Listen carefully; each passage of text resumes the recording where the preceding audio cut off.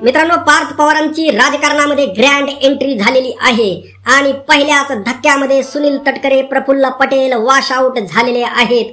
बघा, पार्थ पवार यांनी आता राष्ट्रवादी काँग्रेसची सगळी सूत्रे आपल्या हातामध्ये घेतल्यानंतर सुनील तटकरे आणि प्रफुल्ल पटेल यांच्या पायाखालची वाळू सरकलेली आहे आणि थेट त्यांनी शरद पवार यांचे जाऊन पाय धरले आणि आम्हाला वाचवा वाचवा वाचवा असं सांगितलं. शरद पवार यांना भेटून सांगितलं की साहेब, आता आमच्या पक्षामध्ये काही खरं नाही. पार्थ पवार यांनी सगळा पक्ष ताब्यात घेतलेला आहे आणि आम्ही इतक्या वर्ष 42 वर्ष झालं आम्ही राजकारणामध्ये आहोत, आमचं काही अस्तित्व आहे का नाही.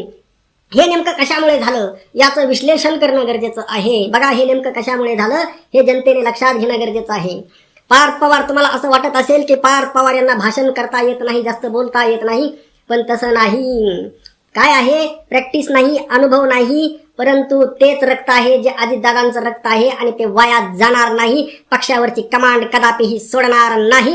ते नेते आहेत पार्थ पवार, ज्यांना आपला पक्ष वाढवायचा आहे आणि राज्यामध्ये एक सक्षम नेतृत्व उभा करायचं आहे आणि सगळी होल अँड सोल पॉवर स्वतःकडे घ्यायची आहे.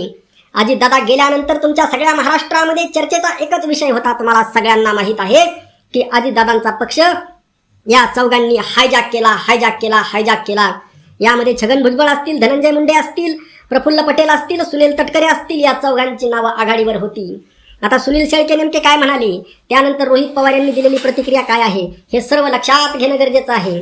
आणि संपूर्ण महाराष्ट्रामध्ये जर सोशल मीडियावरतीच लोक बोलत होते, अजितदादा पवार यांचे सगळे A to Z समर्थक या चौघाच्या विरोधामध्ये बोलत होते आणि खास करून सुनील तटकरे आणि प्रफुल्ल पटेल यांच्या विरोधामध्ये बोलत होते. आणि त्यानंतर हे सगळं माहोल बघितल्यानंतर, हे सगळं वातावरण बघितल्यानंतर धनंजय मुंडे यांच्या लक्षात आलं की सर्वसामान्य जनता जी अजितदादा पवार यांची समर्थक आहे त्यांच्या हे पचनी पडलेलं नाही आणि आता आपली मंत्रिपदाची डाळ शिजणार नाही. हे धनुभाऊच्या लक्षामध्ये आल्यानंतर धनुभाऊ ऑटोमॅटिक माघारी झाले. परंतु सुनील तटकरे प्रदेशाध्यक्ष, सगळी सूत्र त्यांच्या हातामध्ये आणि प्रफुल्ल पटेल यांना मात्र कमांड सोडवत नव्हती.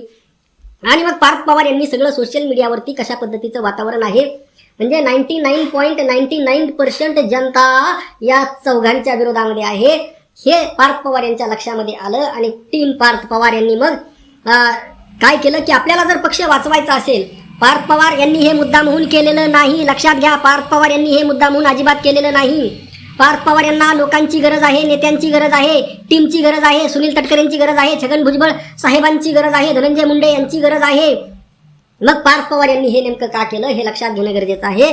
कारण जिथं कोणताही पक्ष असो, राष्ट्रवादी असो, भारतीय जनता पार्टी असो किंवा आपल्या राजसाहेब ठाकरेंचा पक्ष असो, कोणताही पक्ष असो, तो पक्ष नेत्यांपेक्षा जनाधारावर जास्त चालत असतो. लोकांच्या मनामध्ये काय आहे, जनतेच्या मनामध्ये काय आहे, आणि जनताही यांच्यावर नाराज आहे. मग अशा पद्धतीमध्ये जनतेची जर नाराजी दूर करायची असेल किंवा अजितदादा पवार यांच्यावर प्रेम करणाऱ्या लोकांची जर नाराजी दूर करायची असेल, उद्या जर हे लोकच जर नाराज झाले तर मग पक्षाला भवितव्य काय? सुनील तटकरे यांच्या अध्यक्षतेखाली पक्षाला भवितव्य आहे का? जर यांना पुढाकार देऊन जर पक्षाने हा पक्ष, ती बारामतीपुरती निवडणूक होती, परंतु राज्यामध्ये इतर जिल्ह्यामध्ये इतर मतदारसंघामध्ये सुनील तटकरे, प्रफुल्ल पटेल यांचा फेस लावून पक्षाचं भवितव्य काय आहे?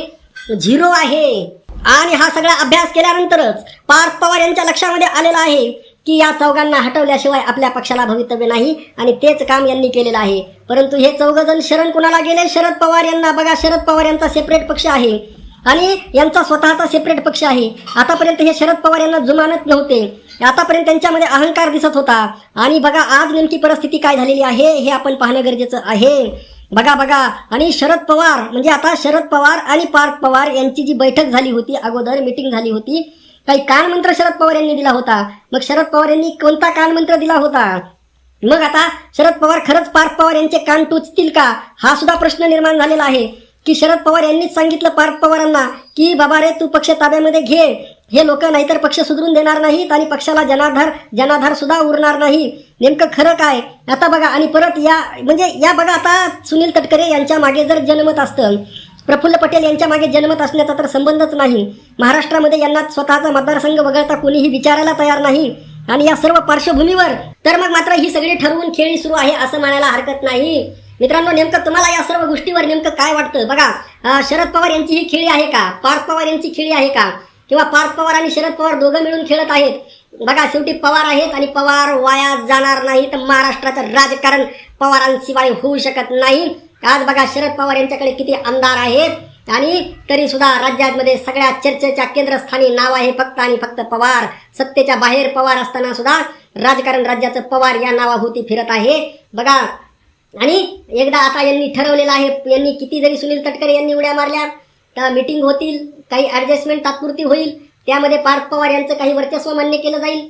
आम्हाला बी थोडंफार 3-4 वर्ष राजकारणाचे राहिलेले आहेत सत्तेचे, आम्हाला पण राहू द्या, अशा पद्धतीची काही थोडीफार सेटलमेंट होईल. परंतु आता सूत्रे हळूहळू पार्थ पवार स्वतःच्या ताब्यामध्ये घेऊन पक्षाचं नेतृत्व केल्याशिवाय राहणार नाहीत. तुम्हाला नेमकं काय वाटतं ते कमेंट करून नक्की कळवा.